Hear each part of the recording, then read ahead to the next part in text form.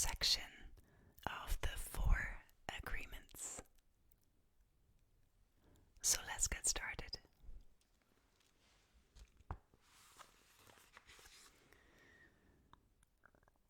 For years we have received the gossip and spells from the words of others, but also from the way we use our words with ourselves.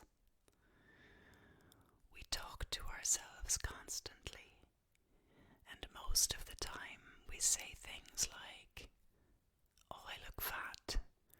I look ugly. I'm getting old. I'm losing my hair. I'm stupid. I never understand anything. I will never be good enough. And I'm never going to be perfect."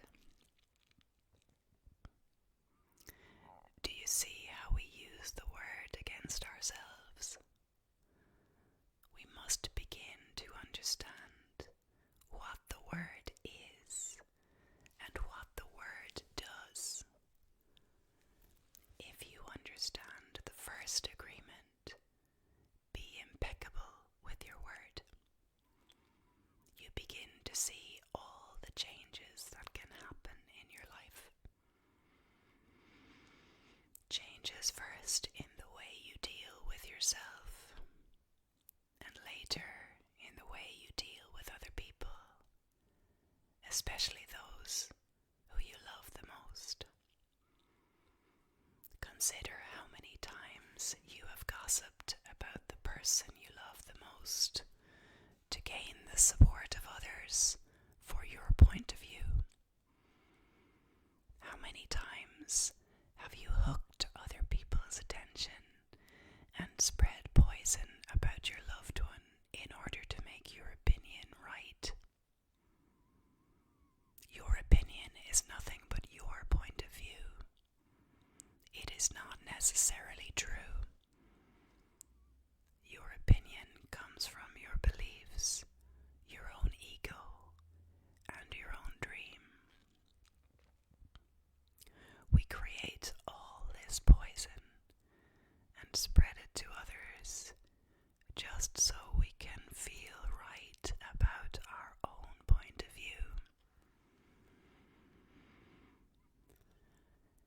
If we adopt the first agreement and become impeccable with our word, any emotional poison will eventually be cleared from our mind and from our communication in our personal relationships, including with our pet dog or cat. Impeccability of the word will also give you immunity from anyone putting a negative spell on you. You will only receive a negative idea if your mind is fertile ground for that idea. When you become impeccable with your word, your mind is no longer fertile ground for words that come from black magic. Instead, it is fertile for the words that come from love. You can measure the impeccability of your word by your level of self-love. How much you love yourself and how you feel about yourself are directly proportionate to the quality and integrity of your word. When you are impeccable with your word, you feel good, you feel happy, and at peace. You can transcend the dream of hell just by making the agreement to be impeccable with your word. Right now, I am planting that seed in your mind. Whether or not the seed grows depends upon how fertile your mind is for the seeds of love. It is up to you to make this agreement with yourself. I am impeccable with my word. Nurture this seed, and as it grows,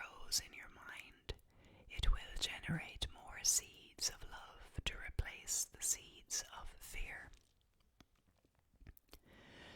This first agreement will change the kind of seeds your mind is fertile for. Be impeccable with your word. This is the first agreement that you should make if you want to be free, if you want to be happy, if you want to transcend the level of existence that is hell.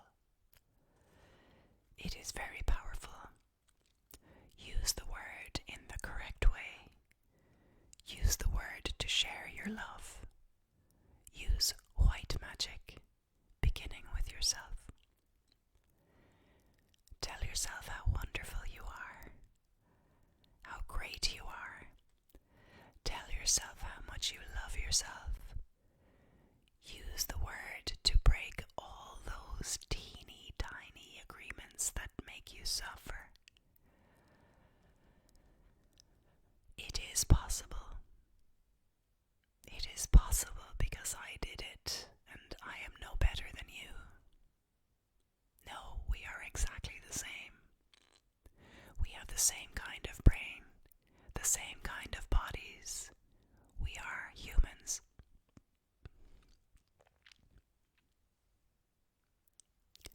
If I was able to break those agreements and create new agreements, then you can do the same.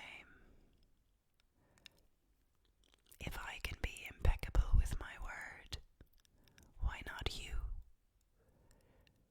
Just this one agreement can change your whole life. Impeccability of the word can lead you to personal freedom, to huge success and abundance. It can take away all fear and transform it into joy and love. Just imagine what you can create with impeccability of the word. With the impeccability of the word, you can transcend the dream of fear and live a different life. You can live in heaven, in the middle of thousands of people living in hell. Because you are immune to that hell. You can attain the kingdom of heaven from this one agreement. Be impeccable with your word.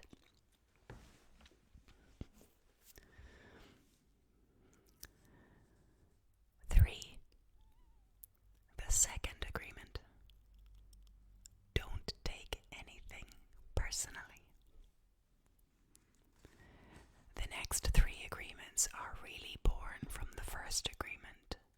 The second agreement is don't take anything personally. Whatever happens around you, don't take it personally. Using an earlier example, if I see you on the street and I say, "Hey, you are so stupid," without knowing you, it's not about you, it's about me. If you take it personally, then perhaps you believe you are stupid. Maybe you think to yourself, how does he know? Is he clairvoyant? Or can everybody see how stupid I am? You take it personally because you agree with whatever was said. As soon as you agree, the poison goes through you, and you are trapped in the dream of hell. What causes you to be trapped is what we call personal importance. Personal importance, or taking things personally, is the maximum expression of selfishness, because we make the assumption that everything is about me. During the period of our education, of our domestication, we learn to take everything personally. We think we are responsible for everything. Me, me, me, always me. Nothing other people do is because of you. It is because of themselves. All people live in their own dream, in their own mind. They are in a completely different world from the one we live in.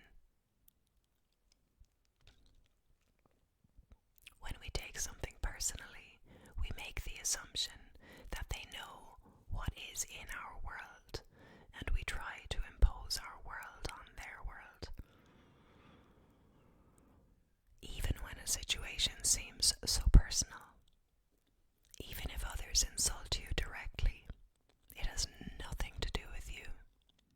What they say, what they do, and the opinions they give are according to the agreements they have in their own minds. Their point of view comes from all the programming they received during domestication. If someone gives you an opinion and says, "Hey, you look so fat," don't take it personally, because the truth is that this person is dealing with his or her own feelings, beliefs, and opinions. That person tried to send poison to you, and if you take it personally, then you take that poison and it becomes yours. Taking things personally makes you easy prey for these predators, the black magicians. They can hook you easily with one little opinion and feed you whatever poison they want. And because you take it personally, you eat it up. You eat all their emotional garbage, and now it becomes your garbage. But if you do not take it personally, you are immune in the middle of hell. Immunity to poison in the middle of hell is the gift of this agreement. When you take things personally, then you feel offended, and your reaction is to defend your beliefs and create conflicts. You make something big out of something so little because you have the need to be right and make everybody else wrong. You also try hard to be right by giving them your own opinions. In the same way, whatever you feel and do is just a projection of your own personal dream, a reflection of your own agreements. What do you say? What do you do?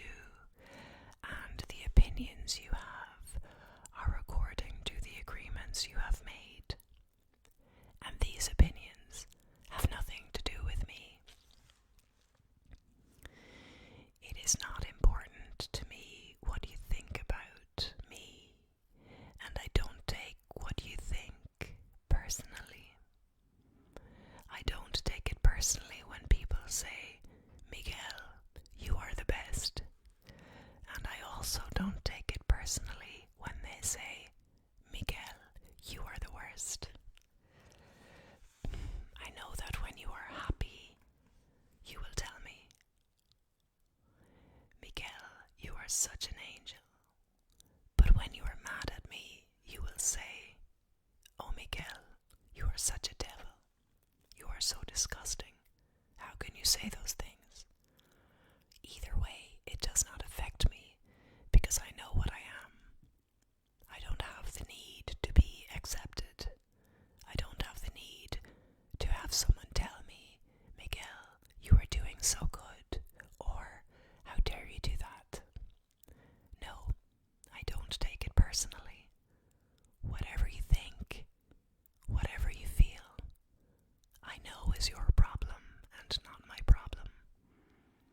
It is the way you see the world.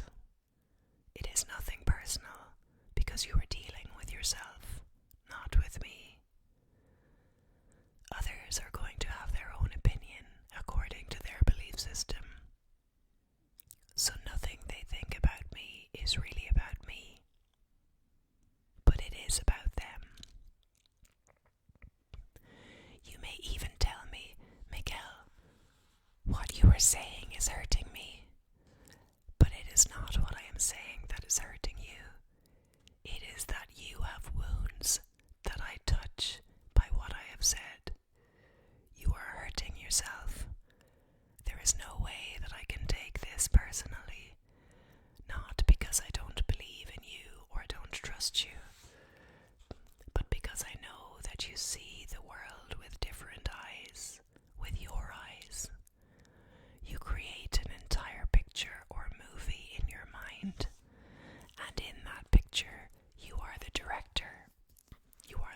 producer. You are the main actor or actress. Everyone else is a secondary actor or actress. It is your movie. The way you see that movie is according to the agreements you have made with life. Your point of view is something personal to you. It is no one's truth but yours. Then, if you get mad at me, I know you are dealing with yourself. I am the excuse for you to get mad. And you get mad because you are afraid, because you are dealing with fear. If you are not afraid, there is no way you will get mad at me. If you are not afraid, there is no way you will hate me. If you are not afraid, there is no way you will be jealous or sad.